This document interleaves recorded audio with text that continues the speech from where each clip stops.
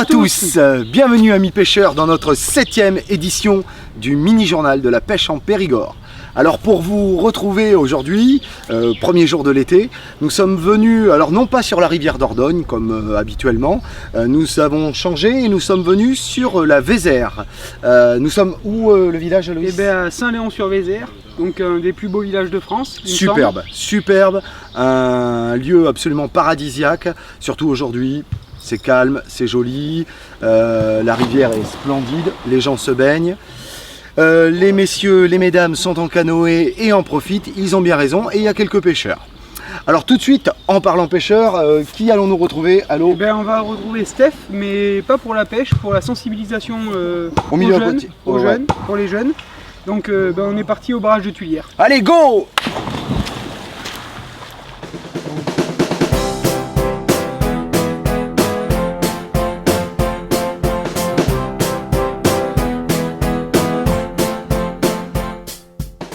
Alors les animations qui sont proposées au cours de cette semaine européenne du développement durable sont proposées donc à des scolaires ou à tout public en partenariat avec EDF, Migado, la Fédération départementale de pêche de la Dordogne. Différentes opérations de présentation de milieux aquatiques, axées plus spécifiquement sur le cycle de vie des saumons, mettre en place quelque chose de plus ludique pour investir un petit peu plus les enfants dans la vie de ces poissons.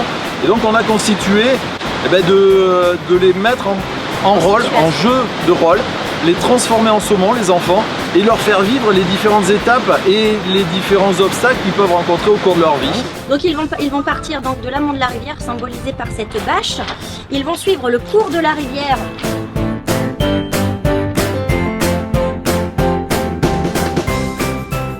Donc sur le parcours, ils vont rencontrer donc des prédateurs. On les a vus, le cormoran, la truite. Ça c'est un point stratégique. Au niveau du barrage, ils vont le franchir par le dispositif de franchissement ici.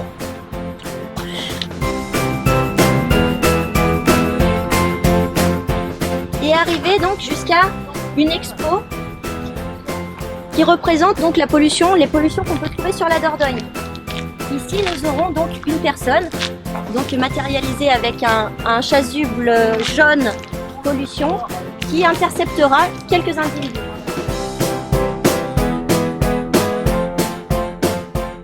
Donc le cormoran, lui, pourra intercepter quelques individus sur l'ensemble du parcours en sortant du cours d'eau.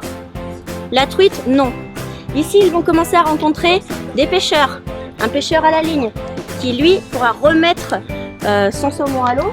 Il ne fera que le retarder. Un filet de pêcheur qui ne barre qu'une partie de la rivière. Donc il y a un passage possible, mais un retardement, une accumulation de smolts, ici. Et un pêcheur qui va capturer donc quelques individus qui seront éliminés. Contre un dossard adulte, et ils peuvent maintenant remonter la rivière et repasser tous les obstacles.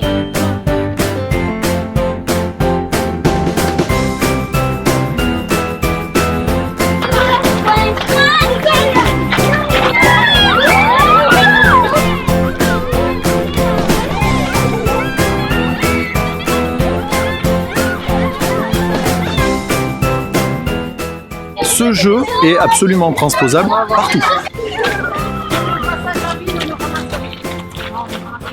Bravo Steph pour ces animations. Donc on aura compris, un partenariat étroit avec Migado.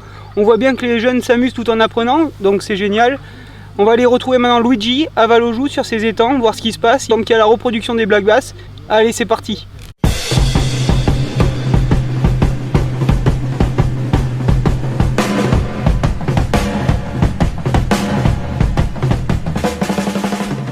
Bon, le black bass à Valojou. Alors, un petit peu d'historique d'abord. Le black bass est arrivé en Europe à la fin du 19e. Super. En France, il a battu son plein dans les années 70. Les pêcheurs étaient contents de le prendre, c'était sympa. Alors à Valojou, on a décidé d'en produire depuis un petit moment. Pour le produire, c'est pas compliqué. Il faut des bassins. Alors les bassins, faut les mettre en assec l'hiver. On les nettoie, on les chauffe un petit peu, on fait des apports de foin, matière organique. On choisit de beaux géniteurs. Alors géniteurs, ça veut dire mâle et femelle, évidemment. On met à peu près 2 couples par bassin, une belle frayère. Là, elles ont été faites dans un pneu. Bon, c'était mon prédécesseur il y a 30 ans, mais ça marche toujours. Les poissons vont se reproduire dans une eau qui va être à peu près à 17-18 degrés. Alors, quand la femelle a pondu ses petits œufs, eh ben, c'est le papa qui va s'en occuper. Et oui, comme toujours. Alors, le papa va ventiler les petits œufs, les bébés vont naître, et c'est lui qui va les protéger. Il va s'occuper du naissin. Alors, le naissin, c'est quelques milliers de poissons qui vont se nourrir du plancton qu'il y a dans le bassin. Et une fois qu'ils vont être assez gros, ils vont devenir indépendants, et après, à chacun sa vie. Et normalement, si tout va bien, si les conditions sont réunies, on récupère 3000 alevins par bassin. Voilà, c'est pas compliqué, chaque année, de Vallaujoux sortent 30 000 alevins qui sont répartis sur les secteurs du département où il y en a le plus besoin. Un superbe reportage sur Vallaujoux, une fois n'est pas coutume. Donc maintenant nous allons retrouver Arnaud Desmoulins. Arnaud Desmoulins, juste employé à la Fédération de pêche, qui en fait s'appelle Didier. Oui, je vous explique, nous avions déjà un Arnaud, donc pour les dissocier, là on a choisi le deuxième prénom du dernier arrivé, c'est Didier. Pas de bol, donc il s'appellera Didier, ça va rester Didier, et Didier va nous présenter le plan d'eau de Mialet. Go!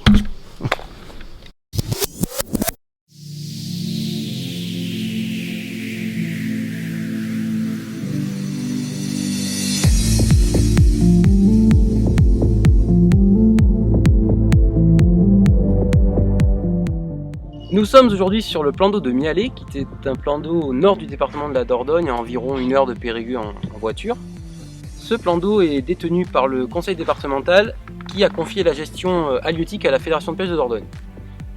À ce sujet, des efforts sont réalisés sur l'alvinage en poissons, notamment les poissons carnassiers. Donc il est peuplé de perches, cendres et brochets, qui sont activement recherchés par la majorité des pêcheurs, mais aussi il possède une belle population de carpes. Là-bas, chasse, là-bas, chasse. Ça, là-bas. Ah oui, je vois. Ça c'est de la perche. Là, tu tournes le moteur, le moteur tourne.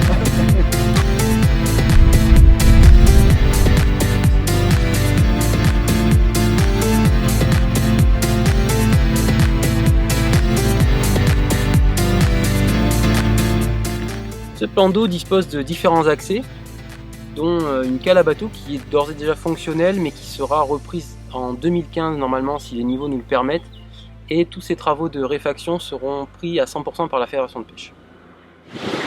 Aloïs! Aloïs! Eh bien c'est quoi maintenant? C'est le point de réglementation. Oh mais il nous saoule l'autre et sa réglementation là! Alors sur la rivière Dordogne, il existe des milieux un peu particuliers en fait qui sont des bras morts et qui localement sont appelés couanes. Elles sont situées pour leur majorité en amont de la confluence avec la Vézère et c'est des zones de reproduction et de refuge pour la faune aquatique et notamment les poissons. C'est pour ça qu'on a décidé de les protéger de façon particulière. Elles sont ouvertes tout le mois de janvier jusqu'à la fermeture du carnassier. Après, pour la repro des carnassiers et des poissons blancs, elles sont fermées du dernier dimanche de janvier jusqu'au 3e samedi de juin. Donc on va bientôt y être. Une ouverture se fait donc du 3e samedi de juin jusqu'à la fin de l'année. Donc c'est des lieux assez prisés puisqu'il y a des concentrations de poissons importantes, mais qu'on a décidé de gérer d'une façon un peu particulière avec une fermeture temporaire pour la protection de la fraie du poisson. L'actu, c'est aussi. Alors Aloïs, c'est aussi quoi l'actu? Moulédier, donc la fin des alvinages, Ouais. les alvinages qui sont quasi terminés, cette semaine ça devrait être fini. Puis aussi il y a eu la vaccination, donc on vaccine les poissons contre la furonculose, donc D'accord. tous les géniteurs, voilà. Et puis les prospections écrevisses qui vont commencer aussi cet été. Oui, à la fin de l'été, on va recommencer notre petit travail nocturne, bien agréable. C'est vrai que c'est quand même assez sympa. On peut parler également de la pêche. Non, de la pêche, les animations, on en a parlé, hein, de la pêche. Pourtant, il va y en avoir. Hein, Oui, cet été. alors c'est vrai qu'il va y avoir beaucoup d'animations. On peut parler aussi effectivement de la saison de pêche, le printemps là qui vient de passer, qui a été assez compliqué. Assez compliquée, du moins pour nous. Après, pour vous, peut-être que ça a été bien. Ouais, pour toi surtout. Hein. Moi, je sais pas, même en y allant, ça a été compliqué. Ouais. Qu'est-ce qu'on peut dire d'autre? Eh ben que l'été va s'écouler, hein, comme l'année dernière. On espère qu'on va pas se planter. On avait dit que l'été serait chaud, l'été serait beau. Ça a été pourri. Donc là, il va faire très froid. Voilà. Donc sur ce, nous on vous laisse et puis on vous dit à dans 2 mois. Normalement. Ciao ciao.